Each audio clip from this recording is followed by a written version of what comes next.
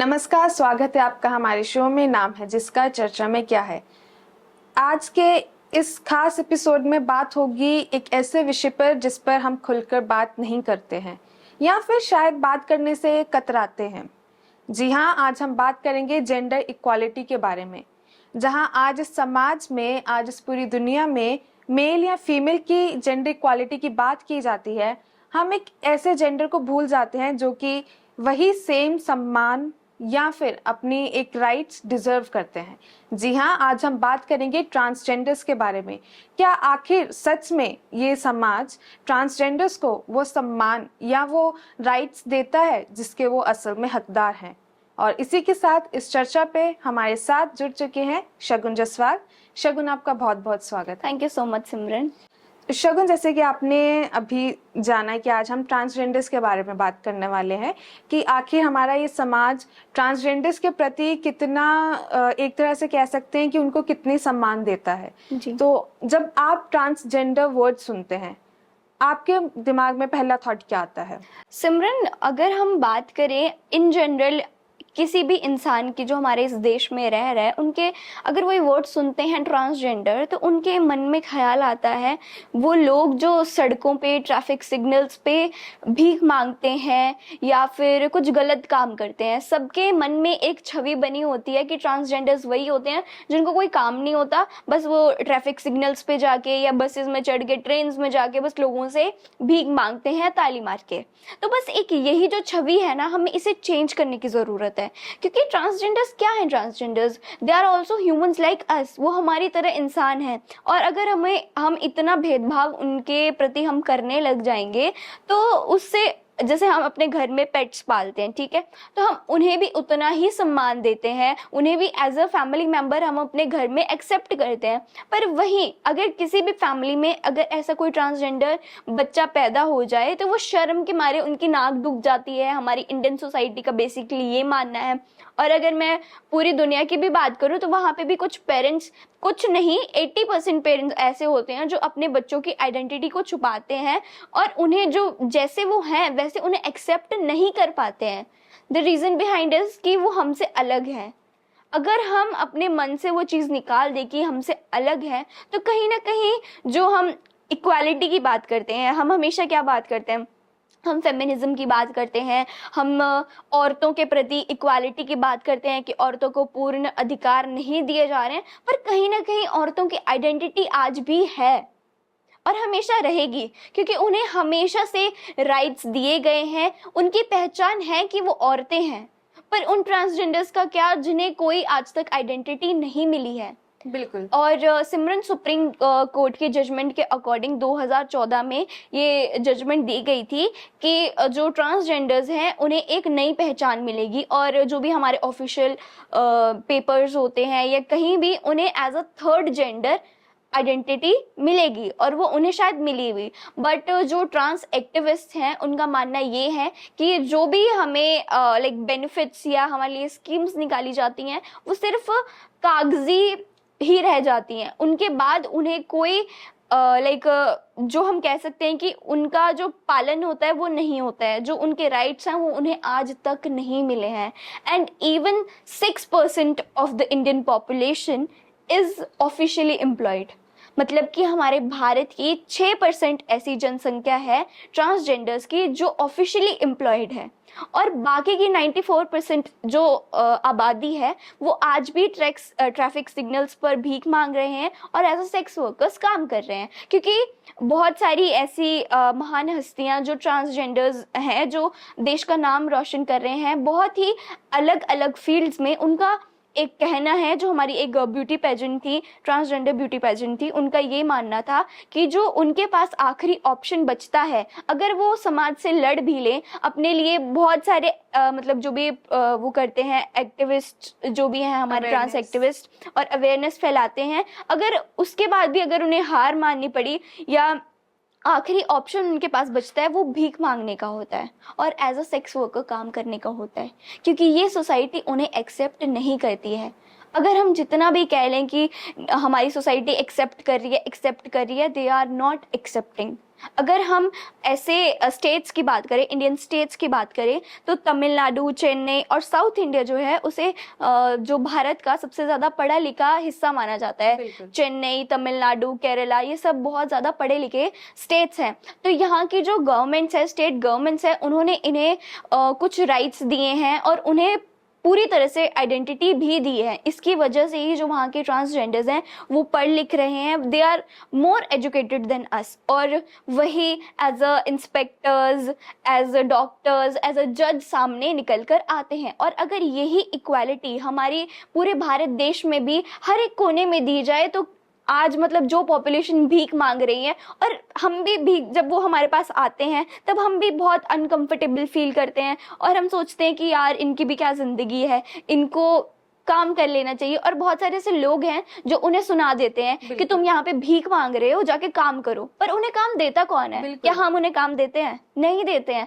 अगर उन्हें वही इक्वालिटी अपने काम में मिल जाए, या जो जिसके वो लायक हैं उन्हें वो चीज का हर्जाना मिल जाए, तो वो क्यों भीख मांगेंगे? तो यही एक सवाल है कि अगर हम इक्वालिटी उन्हें प्रोवाइड करेंगे, हर एक देश का हर एक कोना, वर्ल्ड का हर एक कोना उन्हें इक्वालिटी देगा, तो उन्हें जो भी आज हमारे सड़कों पर ट्रैफिक सिग्नल्स पर लोग दिखते हैं या मजबूरी से एज अ सेक्स वर्कर्स काम कर रहे हैं, उन्हें काम नहीं करना पड़ेगा।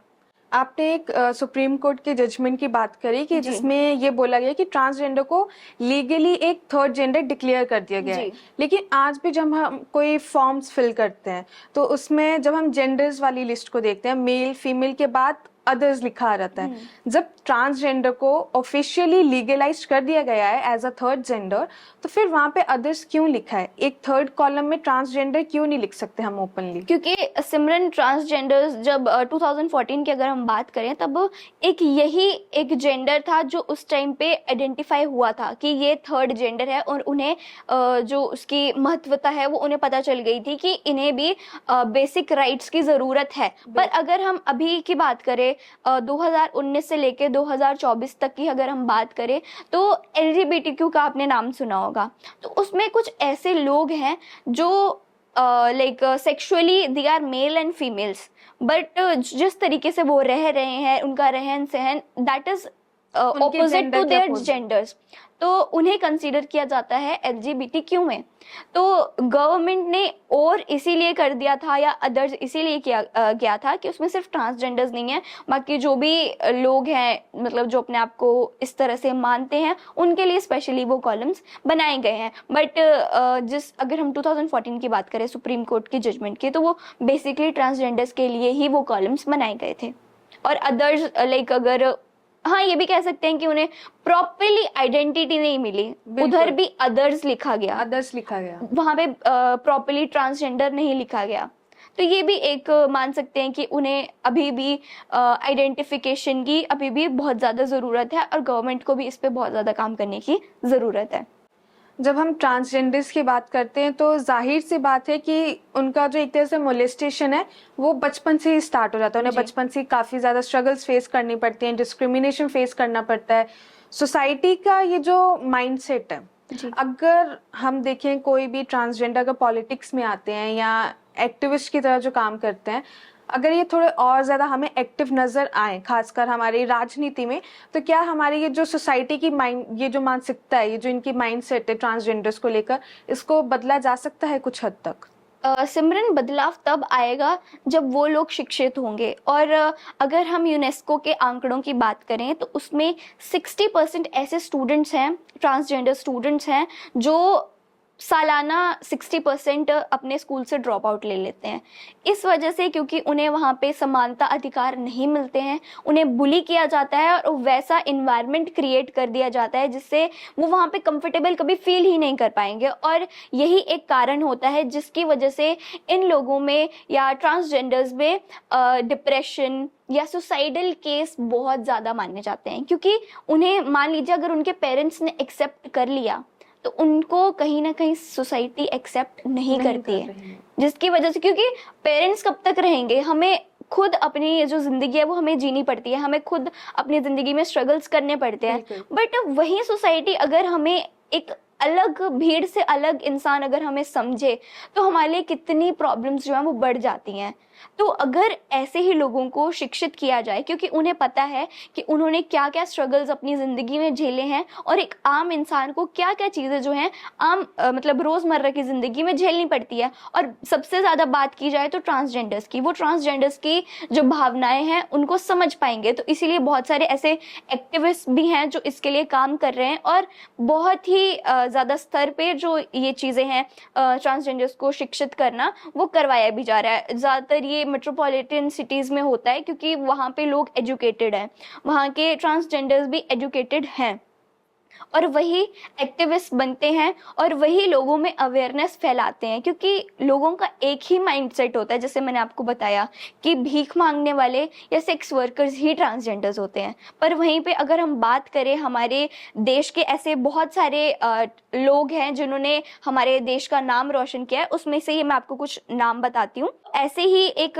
जो नाम है हमारे सामने वो है ज्योति मंडल, जो हमारे इंडिया की फर्स्ट ट्रांसजेंडर जज अपॉइंट हुई थी लोक अदालत की नॉर्थ बंगाल में। उसमें से ही दूसरा नाम है पृथिका याशिनी, जो फर्स्ट ट्रांसजेंडर पुलिस ऑफिसर है in India, serving as a sub inspector इन चेन्नई। और ऐसे ही अगर मैं आपको बहुत सारे नाम बताऊं तो ये ऐसे लोग हैं जो मोस्ट ऑफ द ये जो पर्सन्स हैं ये साउथ इंडिया से आते हैं।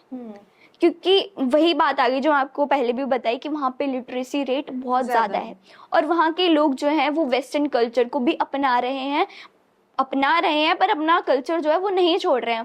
और उन्हें पता है कि पढ़ाई की अहमियत क्या है और जो लोग हैं वो हमारी तरह ही नॉर्मल है और हमें उन्हें शिक्षित करने की ज़रूरत है। इस पर ही बहुत सारी ऐसी मूवीज़ बनी है। आपने ताली मूवी का नाम सुना होगा जिसमें सुष्मिता सेन ने एज अ ट्रांसजेंडर का रोल निभाया था। उसमें भी उन्होंने क्या दर्शाया था, उन्हें भी अपने घर से निकाल दिया गया, उन्हें इक्वालिटी नहीं मिली, उनके अपने घर में उन्हें इक्वालिटी नहीं मिली, तो वो चाहती थी कि उन्हें समाज में इक्वालिटी मिले और उनके जैसे जो लोग हैं उनको भी एक्सेप्ट किया जाए सोसाइटी द्वारा। तो इसीलिए उन्होंने जैसे थोड़ा स्ट्रगल किया, उसके बाद वो उनकी लाइक अपने उधर के ही एक ग्रुप की वो एक लीडर बन गई और वहीं से उनका सफ़र जो है वो शुरू हुआ। उन्होंने जो ट्रांसजेंडर्स है जैसे ट्रैफिक सिग्नल्स पे लोग खड़े होते हैं, तो अगर कहीं वो ट्रैफिक सिग्नल से गुजरती थी तो वहाँ पे वो जो है जो ट्रांसजेंडर्स उनसे पैसे मांगने आते थे या कुछ भी है उनको जॉब ऑफर करती थी। उन्हें 2 ऑप्शंस देती थी, या तुम्हें पैसा चाहिए तुम्हें जॉब चाहिए। क्योंकि पैसा तुम आज ही खर्च कर दोगे, बट जॉब जो होगी वो तुम्हारे पास लाइफ टाइम सिक्योरिटी रहेगी, एक आपको डिग्निटी जो कहते हैं ना, डिग्निटी मिलेगी, कहते हैं, वो भी और वही जो उनका एक छोटा सा एक्ट था उस चीज में कि वो उनको जॉब ऑफर कर रही हैं, तो कहीं ना कहीं वो हमारी गवर्नमेंट के लिए भी एक क्वेश्चन मार्क था कि उन्हें जॉब क्यों नहीं मिल रही है। बिल्कुल, आखिर हमारी गवर्नमेंट इनके लिए क्या कर हमेशा रही हम है? कहते हैं Beti Bachao Beti Padhao, what about transgenders? वो भी हमारी तरह ही इंसान है, उन्हें भी जीने का अधिकार है। और उस मूवी में ये भी दिखाया गया था कि जो ट्रांसजेंडर्स हैं उनकी एक्चुअल में हालत क्या है। उनमें से ही एक इंसान जो है वो बीमार हो जाता है और उसे हॉस्पिटल ले जाया जाता है, बट वो हॉस्पिटल जैसे ही एंटर करते हैं वहीं पे उसकी डेथ हो जाती है। तो उनसे कहा जाता है कि बॉडी को अपने पास रखिए, जो भी आपको पोस्टमार्टम प्रोसेस करनी है आप वो कर सकते हैं। और वहाँ पे लाइक उनके नोन्स कोई भी नहीं पहुँचे थे, और जब उनकी बॉडी को हॉस्पिटल ले जाया गया तो वहाँ की जो हायर अथॉरिटीज़ हैं उन्होंने उनकी बॉडी एक्सेप्ट करने से मना कर दिया, सिर्फ इसलिए क्योंकि वो एक ट्रांसजेंडर था। और उनकी बॉडी एक डस्टबिन के पास कुत्ते और बिल्लियों के साथ पड़ी रही, 2 दिन तक वो बॉडी पड़ी रही वहीं पे। और सिमरन, ये सिर्फ फिल्मी दुनिया में नहीं दिखाया गया, ये असलियत है जो हम नहीं देख पाते हैं, क्योंकि हमें कौन दिखते हैं, हमारी तरह इंसान दिखते हैं, और हम कभी इन लोगों के बारे में कभी सोचते ही नहीं है। सिमरन, जैसे मैं कई बार बस में ट्रेवल करती हूँ ना, तो कई बार बसेस में भी आ जाते हैं वो लोग, तो कई बार कुछ लोग होते हैं वो ना धिक्कारते हैं कि आ जाने आए थे मुंह चाक के पैसे मंगन वो तो चंगा कोई काम कर लें, ये पंजाबी में कहते हैं लोग। तो इसका मतलब ये है कि यहाँ पे भीख मांगने आ जाते हैं, उससे अच्छा कोई काम कर लें, बट उन्हें काम कौन देता है? उन्हें कोई काम नहीं देता। तो ये हमारी सोसाइटी का जो है वो सच है। अगर लिटरेट होना एक हम आज की दुनिया में बहुत बड़ी बात है। हम बिना लिटरेट हुए इस सोसाइटी में सरवाइव नहीं कर सकते हैं। तो वैसे ही वो लोग हैं, उन्हें भी सरवाइव करना है, उन्हें भी भगवान ने ही बनाया है हमारी तरह।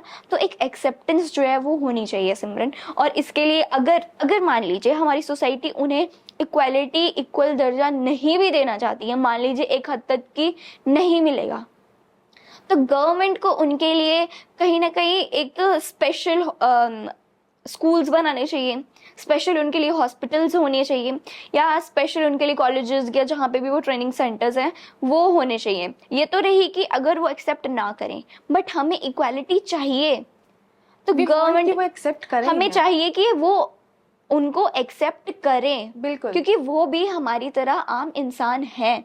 और इसके लिए जो एजुकेशन है वो हमारे घर से शुरू होती है। बिल्कुल, एकदम सही कहा। जैसे अगर हम अपने बच्चों को शुरू से ही सिखा दें कि बेटा ऐसी ऐसी चीजें होती हैं, मेल, फीमेल और थर्ड जेंडर ये चीजें होती हैं, बट ये भी हमारी तरह कॉमन होते हैं, और उनके मतलब वो डिफरेंशिएशन कभी बताया ही नहीं जाए, बिल्कुल, कि वो हमसे अलग है, उन्हें तभी पता चलेगा कि एक जो इंसान होता है उसको भगवान ने कितनी खूबसूरती से बनाया होता है, चाहे वो औरत है या आदमी है या ट्रांसजेंडर, सबको भगवान ने सोच समझकर इस दुनिया पे लाया था। और जैसे कि हम शिव जी को भी कहते हैं अर्धनारीश्वर, वो भी शिव जी और पार्वती जी के मिलन से वो लोगों की उत्पत्ति हुई थी। तो हमें भी उनको जैसे भगवान ने उन्हें बनाया है, तो हमें उस तरीके से उन्हें एक भगवान की क्रिएशन की तरह उन्हें समझना चाहिए। बिल्कुल। इंडिया एक ऐसी सोसाइटी है जहाँ पर अलग अलग धर्म के लोग रहते हैं, अलग अलग कम्युनिटी के लोग रहते हैं, लेकिन सबका एक कॉमन बिलीफ यही है कि हर इंसान में ईश्वर का वास होता है। लेकिन वही ईश्वर का वास आपको वो क्यों नजर नहीं आता है एक ट्रांसजेंडर में? हम एक कुत्ते को, एक बंदर को, या गाय, सबसे बड़ी बात हमारे हिंदू समाज में, हमारे हिंदू धर्म में गाय को इतने बड़ा सम्मान दिया जाता है कि उनमें 33 करोड़ देवी देवताओं का वास होता है।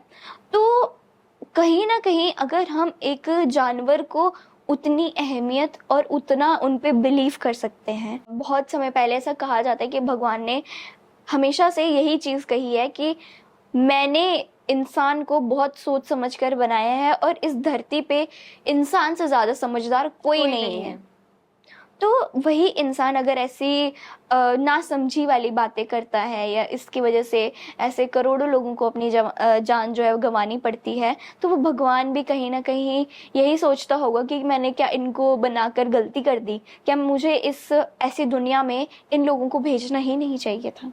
अगर भेजा है तो उन्हें इक्वालिटी भी मिलनी चाहिए। बिल्कुल बिल्कुल। और ऐसी बहुत सारी एंकर्स हैं, ट्रांसजेंडर एंकर्स हैं जो टीवी पर भी काम करती हैं, ऐसे बहुत सारी और भी ट्रांसजेंडर जो एज अ ब्यूटी पेजेंट्स काम कर रही हैं, या एज अ मॉडल्स काम कर रही हैं, एज अ एक्टर्स काम कर रहे हैं, एज अ डॉक्टर्स काम कर रहे हैं, एज अ जज काम कर रहे हैं। तो वो भी कुछ पर्टिकुलर हिस्से से, बट अगर हम पूरे देश को ग्राउंड लेवल की ग्राउंड लेवल में अगर हम बात करें, तो वहाँ पे आज भी ऐसी चीजें सोचना भी इट्स नॉट पॉसिबल। मतलब कहीं ना कहीं हम ये जो सक्सेस रेट देख रहे हैं, वो अनसक्सेस रेट जो है उसके मुकाबले काफी ज्यादा कम है। मतलब अभी बहुत हमें बड़े लेवल पे इस चीज पे काम करने की जरूरत है, क्योंकि आजकल की जो सोसाइटी है वो सोसाइटी कौन है, हम और हमारे पेरेंट्स है ना। तो जब समय बदलेगा तब हम वो सोसाइटी होंगे, और अगर हम जैसे ही लोग शिक्षित होंगे, उन्हें अवेयरनेस होगी, तो कहीं ना कहीं वो उनको भी एक्सेप्ट जरूर करेंगे। और ये आई थिंक एज गैप भी आ जाता है लोगों के बीच, क्योंकि वो लोगों को इतना अवेयरनेस नहीं है, जनरेशन गैप आ जाता है, तो इस वजह से उन लोगों को इतनी अवेयरनेस भी नहीं होती है।